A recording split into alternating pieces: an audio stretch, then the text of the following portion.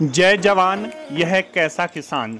जय जवान जय किसान का नारा देने वाले लाल बहादुर शास्त्री अगर आज जीवित होते तो किसानों के द्वारा की जा रही हठधर्मिता पर जरूर सकपका गए होते, क्योंकि भारत का असली किसान वह है जिसका एक बेटा किसान बनकर देश का पेट भरता है तो दूसरा बेटा फौजी बनकर देश की रक्षा करता है। और एक किसान पिता ना तो किसान बेटे का अहित कर सकता है और ना ही फौजी बेटे को कोई नुकसान होने दे सकता है। किंतु जिस प्रकार इन दिनों राज्यों की सीमाओं पर डेरा डालकर वातानुकूलित टेंटों में रहने वाले यह तथाकथित किसान देश को किस दिशा में ले जाना चाहते हैं वह किसी से छिपा नहीं है।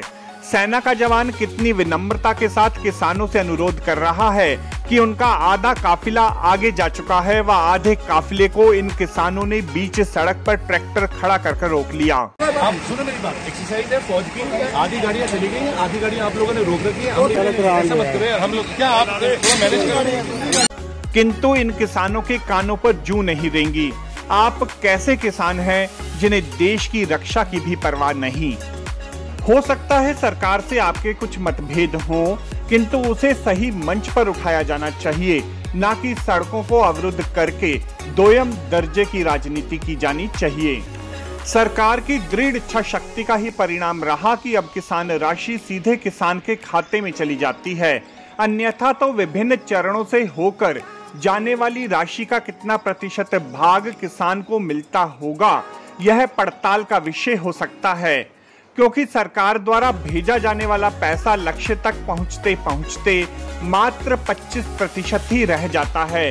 इस बात की स्वीकारोक्ति तो स्वयं भूतपूर्व प्रधानमंत्री स्वर्गीय श्री राजीव गांधी ने भी की थी। सरकार का भरसक प्रयास है कि फसल किसान से सीधे तौर पर खरीद कर सीधे उपभोक्ताओं तक पहुंचे, ताकि इस मिडल मैन की संस्कृति को जड़ से ही समाप्त किया जा सके।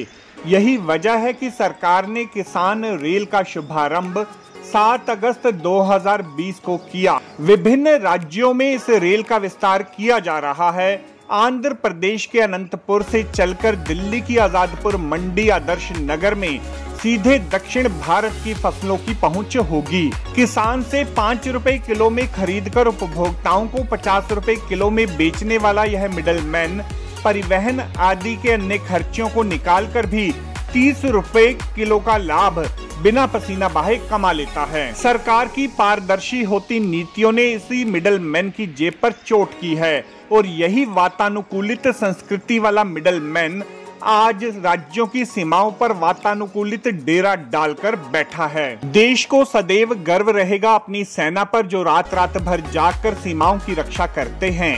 हमें सदैव गर्व रहेगा देश के उन सच्चे किसानों पर जो तपती दोपहरी में अपने पसीने से सींच कर अन्न उपजाता है। आज जरूरी है देश का प्रत्येक नागरिक अपना कर्तव्य समझे और देश को मजबूत बनाए।